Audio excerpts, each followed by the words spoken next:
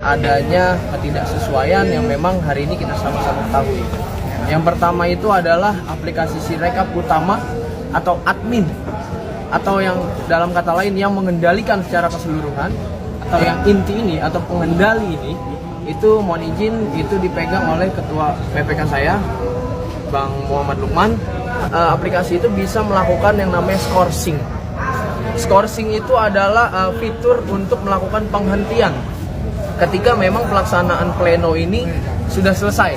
Pengeditan, perbaikan, itu bisa dilakukan kapanpun, jam berapapun, dimanapun. Beliau mengatakan bahwa ada perintah dari Bang Lukman selaku Ketua PPK Timur untuk menghentikan semua akun. Terlihat sangat jelas gitu bahwa kerja dari penyelenggara pemilu kita ini sangat bermasalah. Untuk menunjukkan bahwa perintah ini sebetulnya memang dari pusat, kami punya sejumlah data juga. Ini adalah bentuk komunikasi antara Ketua KPU, di bagian atas itu ada KPU RI Hashim Asyari. Untuk Partai Gelora yang tadi dilakukan sekitar tanggal 5, tanggal 6 itu. Sekian banyak di 24 provinsi, sekian banyak yang belum memenuhi syarat, itu ditulis di situ. Mohon dibantu di beberapa kabupaten kota untuk MS-kan Partai Gelora.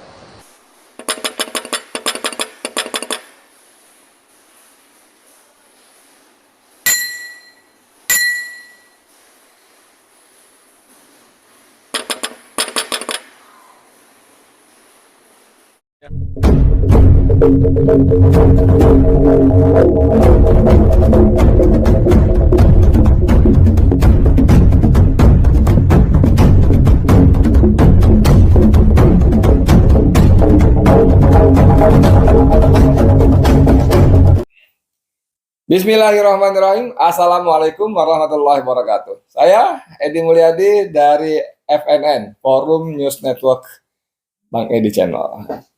Apa kabar saudara sekalian? Sehat-sehat ya? Harus sehat lah ya, di tengah negeri yang sakit seperti ini. Saudara sekalian, hari-hari ini paling sedikit mulai semalam lah ya. Mulai semalam itu beredar satu video dari Bekasi, kira-kira panjangnya 5 menit sekian detik, itu pengakuan seorang petugas PPK ya, namanya Gregi Thomas ya. Dia divisi teknis PPK Kecamatan Bekasi Timur.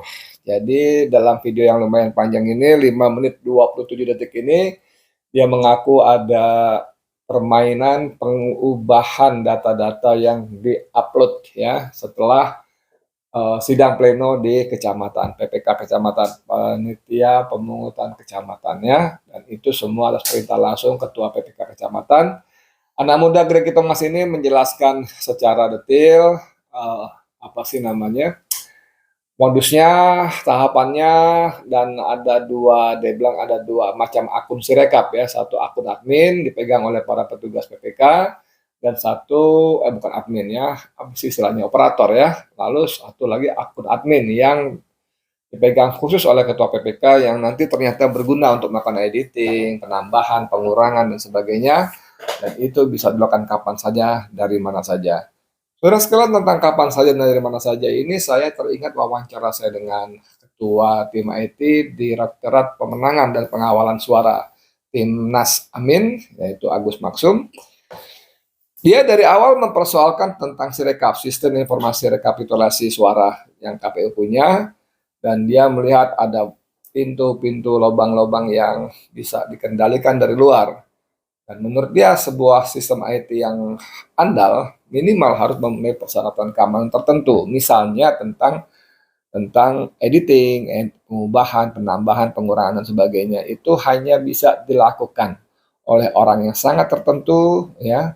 Bahkan untuk menjaga misalnya si X, si Fulan ini misalnya orang yang berwenang kemudian diculik, dipaksa, diminta passwordnya misalnya begitu, maka ditambahkan lagi bahwa pengubahan hanya bisa dilakukan di lokasi tertentu. Gitu kan. Editing, pengubahan hanya bisa dilakukan di lokasi tertentu, yang untuk masuk ke lokasi tertentu itu pun ada sejumlah sensor, ada sejumlah pengamanan, mulai dari CCTV, retina mata, dan sebagainya seterusnya. Udah kayak film-film di Mission Impossible-nya Tom Cruise barangkali gitu, saudara sekalian ya. Tapi menurut Agus Maksum waktu itu bahwa kalau manipulasi sistem di perbankan yang dicuri itu uang rakyat, entah siapa pencurinya ya, bisa bank yang bersangkutan, bisa para penjahat IT dan sebagainya. Tapi kalau manipulasi suara sistem IT KPU, maka yang dicuri adalah suara rakyat, harapan rakyat, masa depan rakyat. Jadi kalau Agus Maksum menjadi sangat gencar dan serius menyoal sistem Sirekap IT-nya KPU, jadi masuk akal. Tapi seperti kita tahu saudara sekalian bahwa apa nyebutnya ya, bahwa KPU bergeming ya, bukan tak bergeming ya, bergeming itu dia kekeh gitu ya, nggak mau berubah ya. Kan kita salah kaprah tak bergeming, bergeming itu dianggapnya geser, enggak, bergeming itu kekeh ya. Jadi KPU bergeming dan merasa sistem IT-nya aman-aman saja, bahkan ketika audit forensik didesak untuk dilakukan terhadap Sirekap KPU, dan para komisioner KPU mengatakan Sirekap sudah diaudit, entah siapa yang mengaudit, kapan, dan bagaimana hasilnya kita tidak tahu ya, bagaimana prosesnya, bagaimana hasilnya kita tidak tahu. Nah, kembali ke soal Gregi Thomas tadi. Gregi Thomas ini anak muda yang di awal-awal saya kira dari tutur katanya segala macam, saya kira dia anak yang sopan ya, berkali-kali mohon izin dan segala macam mendahului penjelasannya. Tapi menarik ketika dia mulai masuk ke modus kelakuan ketua PPK-nya, disebut abang siapa namanya itu nanti kita cek lagi, itu dia mulai tidak tahan dan dia menangis. Saudara sekalian, menangis itu jendela hati ya. Tentu ada juga menangis air mata buaya kan gitu kan, menangis artis, aktor dan sebagainya, air mata buaya. Tapi saya percaya pada konteks Gregi Thomas ini jendela hati, hatinya memberontak, hatinya tidak tahan melihat kecurangan di PPK Kecamatan Bekasi Timur. Oke, kita tonton dulu videonya ya, ini. Masalahnya di mana itu? Kok kenapa terjadi itu? Tadi ada yang kurang. Oke. Ya baik, sebelumnya Assalamualaikum warahmatullahi wabarakatuh. Ya, saya Gregi Thomas di sini sebagai PPK Kecamatan Bekasi Timur, Divisi Teknis Penyelenggara. Alhamdulillah pada kesempatan hari ini saya sudah dimandatkan oleh Pak Ketua KPU, Pak Ali Saifah, berkaitan dengan adanya ketidaksesuaian yang memang hari ini kita sama-sama ketahui. Saya cerita dari awal ya. Iya, mungkin sampai. Baik, izin sebelumnya berkaitan dengan aplikasi Sirekap ini, ya saya akan terbuka tentunya. Aplikasi Sirekap ini kita memiliki dua jenis aplikasi Sirekap. Yang pertama itu adalah aplikasi Sirekap utama atau admin, atau yang dalam kata lain yang mengendalikan secara keseluruhan. Yang kedua ini adalah aplikasi Sirekap operator. Itu dua jenisnya. Nah, jenis yang pertama, aplikasi Sirekap yang admin ini atau yang inti ini atau pengendali ini, itu mohon izin itu dipegang oleh Ketua PPK saya, Bang Muhammad Lukman, dan aplikasi Sirekap yang operator itu dipegang oleh kami para PPK. Nah, berkenaan dengan aplikasi Sirekap, fungsinya perlu saya sampaikan, satu, aplikasi Sirekap yang utama itu berfungsi satu, dia aplikasi itu bisa melakukan yang namanya scourging. Scourging itu adalah fitur untuk melakukan penghentian ketika memang pelaksanaan pleno ini sudah selesai. Ya, dan pun penghentian itu dan pembukaan itu bisa dilakukan kapanpun oleh yang pemegang akun utama ini. Gitu. Berikut juga dengan mohon izin pengeditan, perbaikan ketika tanpa diskors ya, khususnya aplikasi admin ini itu bisa dilakukan kapanpun, jam berapapun, dimanapun. Yang melakukan? Mohon izin untuk aplikasi inti itu dipegang oleh ketua PPK. Iya. Oke, terima kasih Bang. Terus terjadinya penggelembungan suara nih. Betul. Menurut Abang kenapa bisa terjadi seperti itu? Ya, mohon izin untuk kejadian seperti ini Bang Jack, memang pada dasarnya saya sendiri pun saya tidak mengetahui. Tanpa pengetahuan saya dan rekan PPK lain khususnya, karena kita nggak punya kendali di akun Sirekap admin itu. Admin berarti ketua PPK saja yang punya itu. Nah, kendala ini terjadi memang sebetulnya pada saat awal itu semua berjalan lancar ya. Saksi pun mengikuti kan. punya hasil catatannya berdasarkan langsung pada saat pelaksanaan pleno ya. Seperti itu kan punya ya. Nah itu sudah oke Bang. Udah match lah, tidak ada indikator merah tadi yang menandakan ketidaksinkronan. Ya itu sudah match di awal. Namun demikian sehari 2 hari kemudian memang mohon izin ketua saya tidak ada 2 hari itu. Pada saat terakhir di hari Rabu malam itu ketua saya mengatakan kakinya sakit pulang, dan di hari Kamis begitupun Jumat itu tidak normal lagi di sini seperti itu Bang. Nah kejadian itu sebetulnya bukan di C planonya Bang. Ya, C plano itu sudah real ya, saksi ya. Kita sudah sepakat bahwasannya kita sepakati di C plano karena itu adalah dasar utama ketika pemungutan dan penghitungan selesai. Itu ada dasar. Jadi itu sudah valid, itu sudah real. Nah, akan tetapi kejadian ini terjadi ketika memang setelah pelaksanaan pleno itu selesai, 2 hari kemudian itu terjadi ketidaksinkronan. Makanya nongol warna merah. Tuh di aplikasi. Ketidaksinkronan itu pengendalinya ketua PPK. Iya, udah. Ketua PPK kan ada. Dan yang pada saat hari Jumat jam 9:30 itu di freeze.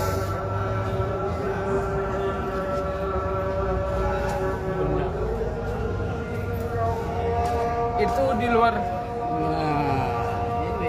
sepengetahuan kami berempat.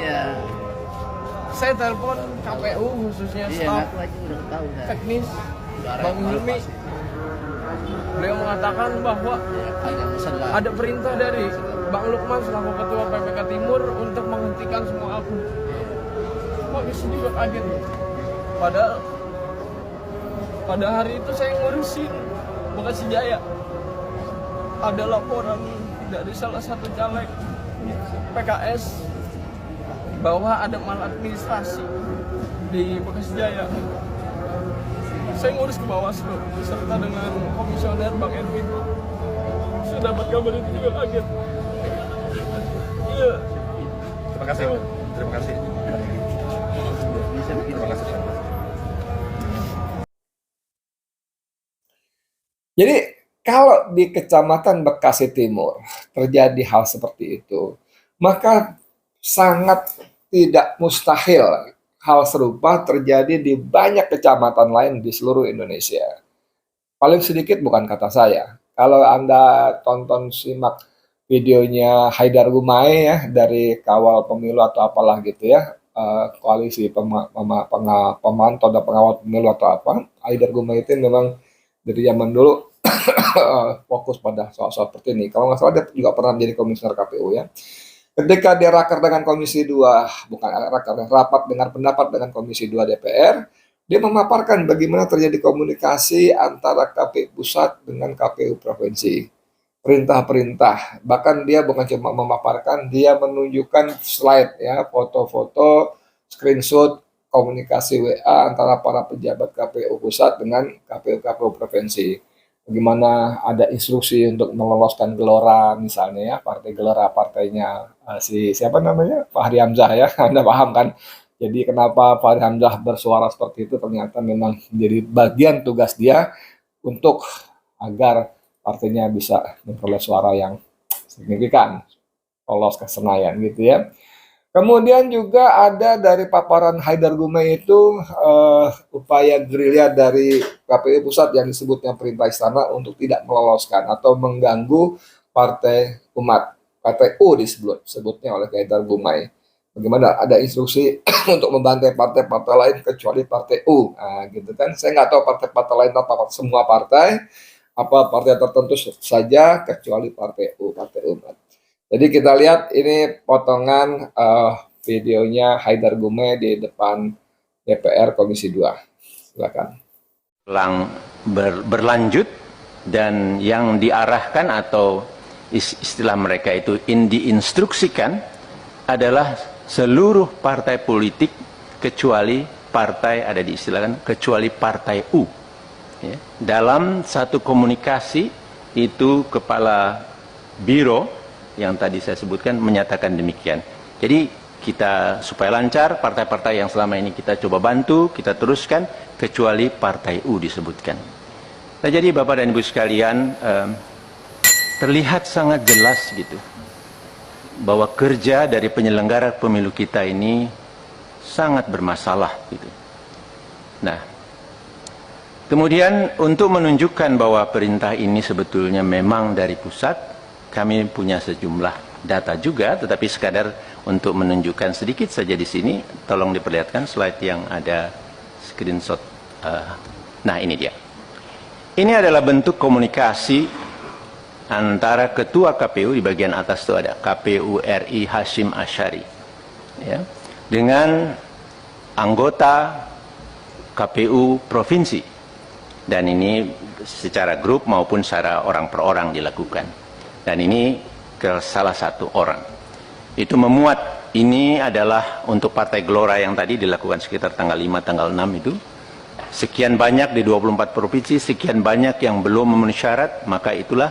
Kemudian di bagian paling kanan, itu di gambar yang 5, itu ditulis di situ, mohon dibantu. Ya, jadi ini ada permintaan atau mungkin instruksi atau desakan, ada yang baca ini sebagai perintah begitu ya. Nah, tetapi kemudian menarik dijawab, dan apa ini ya, kira-kira begitu ya, tidak berbahaya untuk lembaga KPU dan seterusnya gitu. Jadi ada teman di provinsi yang sebetulnya merespon, mengingatkan. Nah, tapi kemudian Ketua KPU menjawab siap dipahami, begitu saja. Namun dalam prakteknya kami mendapat banyak kabar, banyak bukti bahwa tekanan terus untuk melakukan perubahan data, membantu yang awalnya satu partai politik, kemudian semua partai politik kecuali Partai U, itu berlangsung gitu. Dan kemudian satu slide yang ada satu gambar saja, sekedar contoh juga. Ini adalah komunikasi antar anggota KPU provinsi yang resah lah ini. Tapi ini bagian ini yang saya anggap penting. Tetapi yang lain-lainnya itu kelihatan di antara mereka resah. Nah, di sini satu anggota dari satu provinsi menceritakan kepada satu yang lain di provinsi yang lain, barusan Pak Idam telepon saya setelah bicara dengan Pak Idam di oper kepada Pak Agus Melas yang isinya satu, saat ini mereka sedang duduk bersama Pak Idam, Pak Agus, Pak Derajat, dan Pak Sekjen sambil berkomunikasi dengan Pak Hasim yang sedang ada di Padang. Dua, sesaat lagi Sekjen akan memerintahkan Sekretaris Provinsi, itu saya tutup, agar komunikasi dengan admin Sipol di beberapa kabupaten kota untuk MS-kan Partai Gelora. Kemudian tiga, langkah ini harus dilakukan demi kebaikan kita karena permintaan Istana, Mendagri, Menko Polhukam, dan lain-lain. Gitu ya, bunyinya begitu ya.